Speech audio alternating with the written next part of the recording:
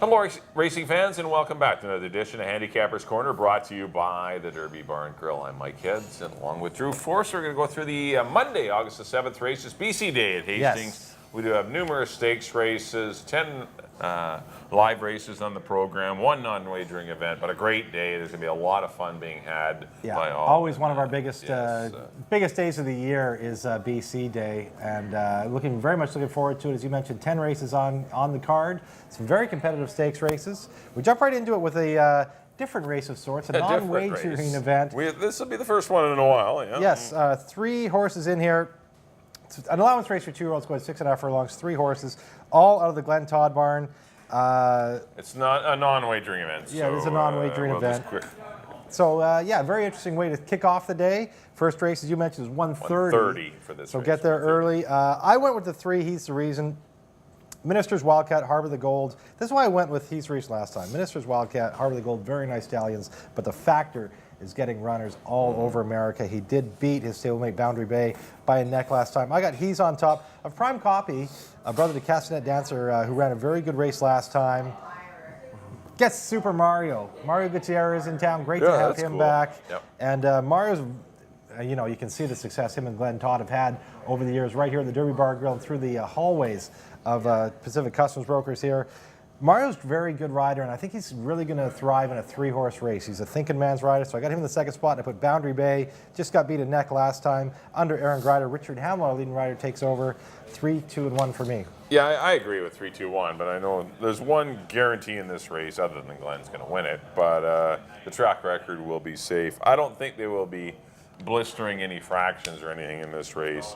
They're all owned by the same entity, trained by the same entity, and it'll be interesting to see how the races actually run. I'm more excited about this race than a few of the other ones. It will be very interesting. And it's going to be a rider's race. They run in 125 or something for 6.5, because the money is, it's a foregone conclusion that where the money's going. But I think it's really going to be a rider's race, and that's why I can see. I mean, go crazy. Mario, I don't think is on the best horse. 3 across the track and just have a morning workout. Just keep going. No, but it's going to be a rider's race, and Mario's very good, and that's why I don't think he's on the best horse. But it'll be interesting to see how he rides the race. But they're all 3 nice colts. Yeah. This outfit has nice 2-year-olds. They get them ready. And they are, these are 3 tough horses and scared a lot of people away. Anyway, I agree, 3, 2, 1 in the Monday opener. On to race number 2. This is a maiden special weight for fillies and mares, going 6.5 furlongs. Field of 7 signed on. I ended up on the 7 Florist. I thought this horse showed quite a bit of ability last time. The track really didn't favor her running style. It was a closer's track. You see it by the big C there beside the opening quarter of 22 and change, and this horse was out there battling on the head end and ended up running 4th, but still I think the pace scenario is going to be a little more favorable for Florist, so I'll try her to defeat the likely favorite, number 3, Northern Storm, who of course ran well against the boys last time, barely got beaten a good time at 117 and change, and I put the 6, 7 Feathers in for 3rd from the family of Taylor's Deal. Excellent work. She's a big, strong looking filly. I don't know how fast she is, but she's big and strong. Yeah, she's like a city block long. Yeah. She doesn't look like a filly that's going to love 6 or 6.5 furlongs. It might just race 6.5, but still looks like she's got some ability. I went 7, 3, and 6. I did go with 7 Feathers. Of course, a full sister to Taylor Said, who's a Longacres Mile winner. I said Taylor's Deal. Taylor Said, that's right. Longacres Mile winner, just an absolute super horse, probably the best horse that Glenn Todd ever had. This is a full sister, that 46 and 2 tips a hat that she can run a little bit. I got her on top of Northern Storm, who's ran 2 very good races back to back. Got beat by, it was against the boys last time. She did get beat by another girl, first time starter, Indy Rock. But she's right there in this race. And I put High Applause, another... that horse is going to be... The one on Craig McPherson barn. Got a 61 buyer last time. Was only a length behind Northern Storm. And she's live in here under Enrique Gonzalez. 6, 3, and 2 for me in the second. On to the third, stakes time. The Hong Kong Jockey Club. 4 3-year-old fillies. I went to Dazzling Dawn here. I don't think there's a lot separating her and Yukon Bell. I thought Yukon Bell ran admirably last time. Her second start going long here. I think Yukon Bell could get the better of her, but I'm not going against Dazzling Dawn until she does. because Dazzling Dawn has been spectacular this year, perfect 4 for 4. I got her on top, a Yukon Bell, and the obvious horse in third is Good Luck to You, coming off of an extremely impressive effort. Going 6.5, she's still yet to prove she can go long. The breeding of Bellamy Road filly suggests she will get the distance, but her worst race this year was going long. But that last race at optional 35, she got a 74 bar, won by almost 7, got her in the third spot, 1-4-2. Yeah, I agree. I mean, obviously Dazzling Dawn and Yukon Bell are the two fillies in here. I mean, it's really a two-horse race. They kind of turned it into a two-horse race last time. Yukon Bell really had to work hard for the lead from an outside draw last time.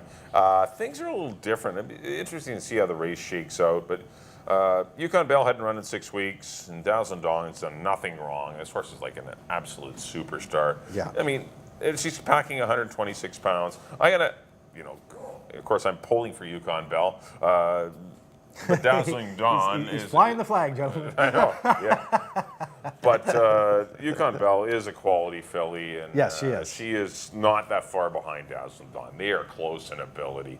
There was nothing left. I don't know. I watched the race over and over again. Dazzling Dawn was all out and beat, giving weight away.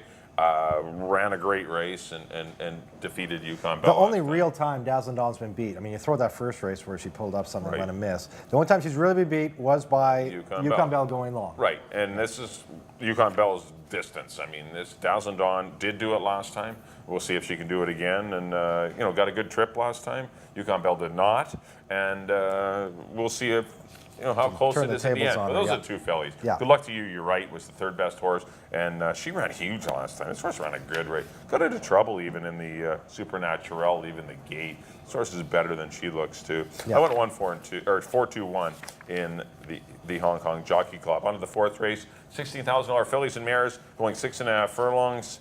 The 6 Chianti finally gets away from Snuggles. Yeah. I gotta go Chianti.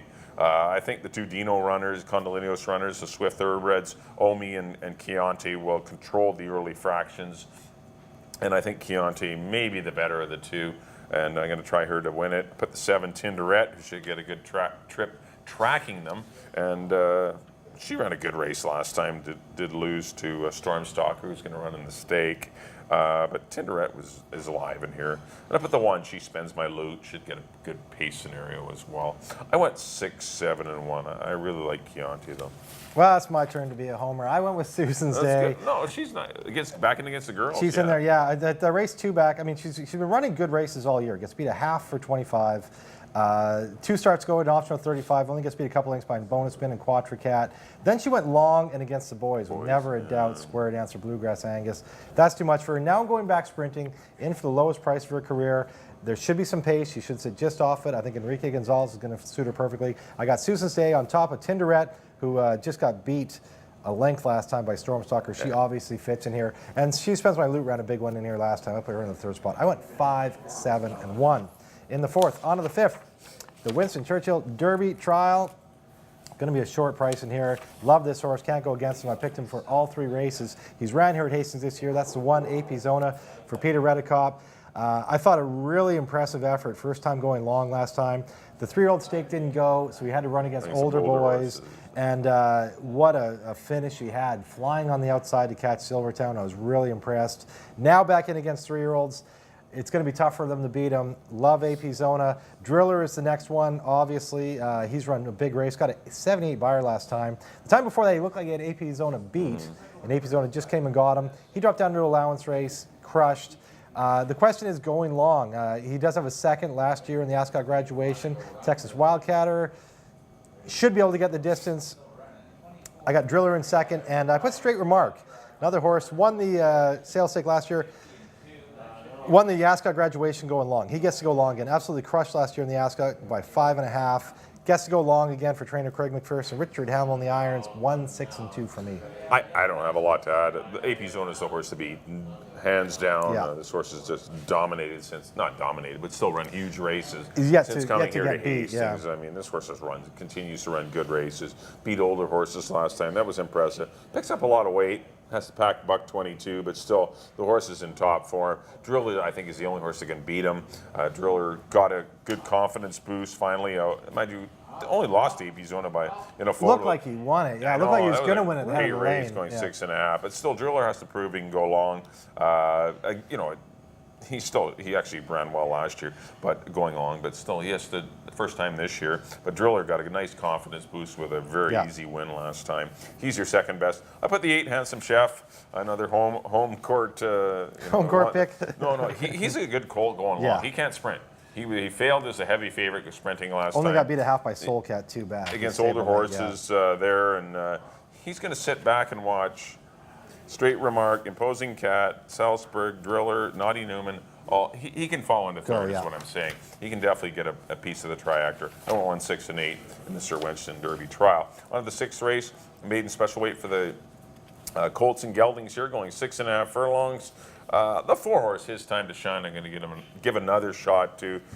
Did a few things wrong in his debut, was a little green, but had been working so well. He's definitely the most gifted horse in the race, but he needs to put it all together.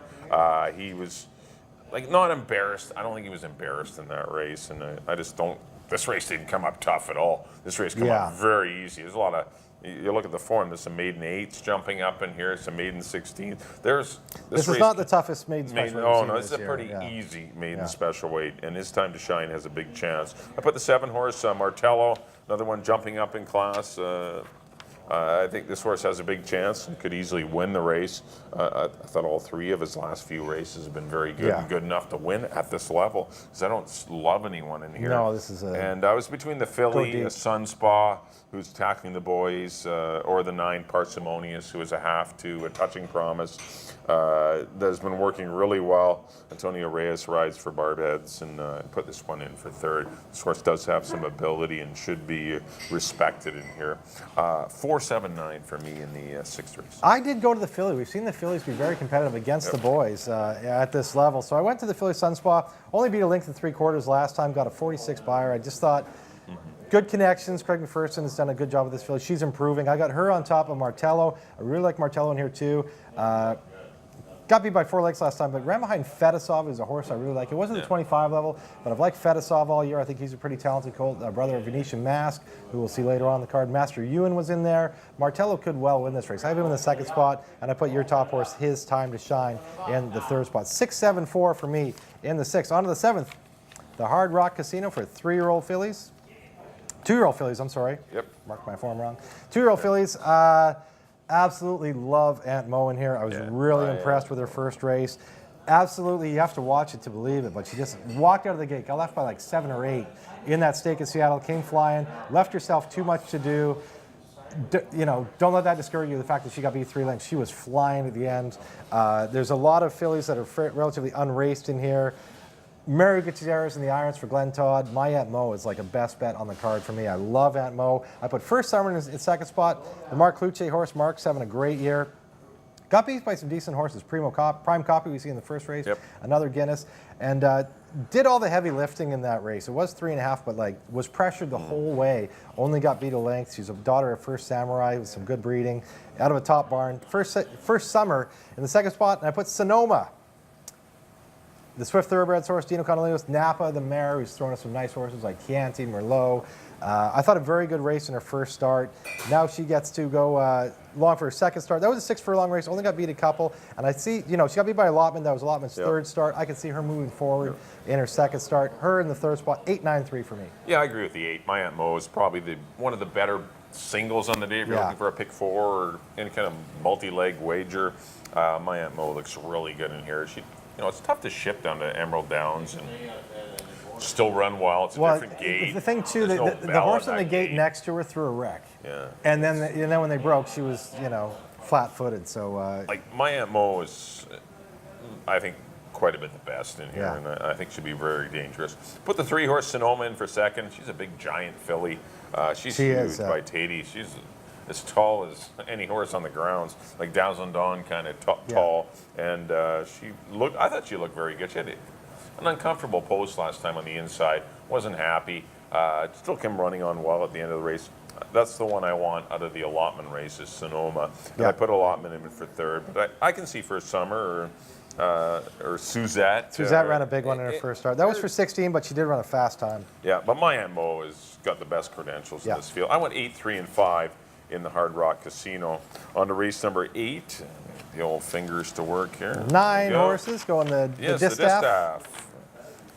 Snuggles is definitely. Yes. Victory comes through Snuggles. You got to beat her to win it. Doesn't have her nemesis. No, Victress is in here. She's going to race Seattle. in the distaff on mile day. Yeah. And so that's why Victress is not in the lineup. But Snuggles faces a lot of high climbing fillies, conditioned fillies, sprint fillies, just horses that she should be able to handle. She's one of your best bets she is your best bet of the day. Put the 5 Princess Katie in for second. She seems to like Emerald. She's run her best races down there, or some of her, since her 2-year-old year anyway. But she looked very good last time, and she definitely deserves respect. And the 9 Dear Lily, put her in for third. Probably not at her best distance at a mile and a 16th, but still, she's a cool. She shows up every time, cool doesn't mare. she? She's cool. I just love that mare. She's like money all the time. She's 14 for throws 26. everything lifetime. at you. Yeah. She's awesome. If you're gonna beat her, you got to outrun her and run hard to beat her. But I went 7, 5, and 9. I don't have much to add. I'm with you. Snuggles without Victress in here looks to be a lock. She's going to be a handful. She's even getting better. At the gate and everything. She was a little better last time. Yeah, she was a little bit better last time, which is going to help her. I got her on top of Princess Katie, as you mentioned. Another one that Amadeo Perez went down. That was the same day as my Aunt Mo. She ran in Seattle and was an unlucky loser to Citizen Kitty. Was well clear of the 3rd horse, so a really good race. She'd only had the 1 start here and then going a mile into Seattle. That was a lot to ask of her, and she still ran very good. Her in the 2nd spot, and Dear Lily, as you mentioned, what do you say about her for Sandy Gann, Glenn Todd, Mario Gutierrez? She is something else. Dear Lily in the 3rd spot. Same as you, 7, 5, and 9 in the distaff. On to the 9th, the Classic. Going a mile and an 1/8. Field of 10 in here. I went to Venetian Mask. I think it sets up well for him.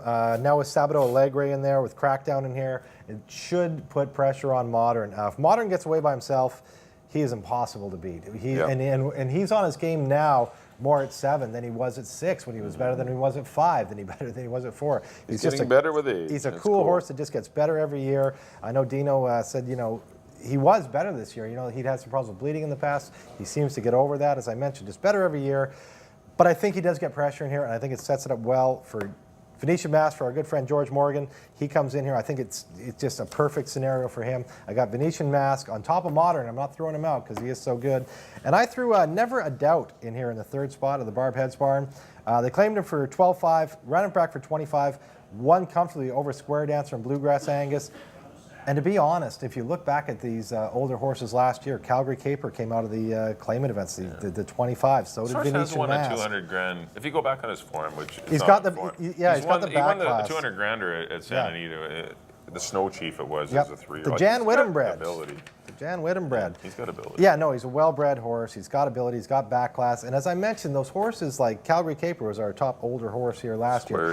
Venetian Mask. They all came out of claim. They were all coming out of the 16-25 category, and I could see Never a Doubt jumping up off a big effort and running a big one in here. I went 3, 2, and 9 in the Classic. I agree with your top 2. Venetian Mask is definitely the horse to beat, I think, with the way the race is going to set. Modern's the best horse, no doubt. But Modern's going to get pace pressure, and let's see how it works out. Maybe you won't. Maybe things will just. If they leave him alone, will sit back a little, and Modern's down inside too, which doesn't help. And Sabato Alegre may rate. I don't know how it's going to shape up, but if Modern gets a lead, he's going to be pretty dangerous. But I put Modern for second. Venetian Mask should get a good trip either way. And I put the 5 Sabato Alegre. I've always been a big fan of the horse, and you ran a huge race last time on the lead. Eye-popping race last time. But I can see Never a Doubt being in the mix as well. That horse is okay.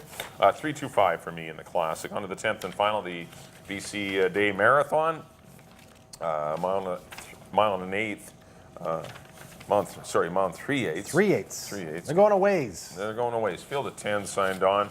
I like the 7, Peace Arch. She ran a winning race last time. He got really pushed into the ground by another speed horse, and he still battled right down to the end. Did lose to We Found Gold, but I thought Peace Arch ran the better race of the 2. Killarney Kid I put in for second. He's the best horse in the race. Didn't draw well. He's been running in the Open 16 races and gets a favorable break in the weights at 111. Him and Vincent Cash are same weight. You believe that? A non-2-4 and a 16? Yeah. Older horse? Wow. Anyway, Killarney Kid, is pretty dangerous, and I put the 6 We Found Gold in for third. 7, 10, 6. I could put We Found Gold on top. I was expecting him to run a big one last time. He did. did, I thought right. he's Bang on on. his game right now for Mike Anderson and Richard Hamill. We Found Gold, and of course Terry Clyde and Joanne McDonald are good friends. Yes. We Found Gold on top. I put Clarnick in the second spot. Again, this horse can absolutely win this race. I mean, he ran against Rebus, an awesome slate last He's been time. in some dirty, tough Those races. are tough races. Lassie's Reward, Mighty Fraser. He's been running against tougher horses than any of these.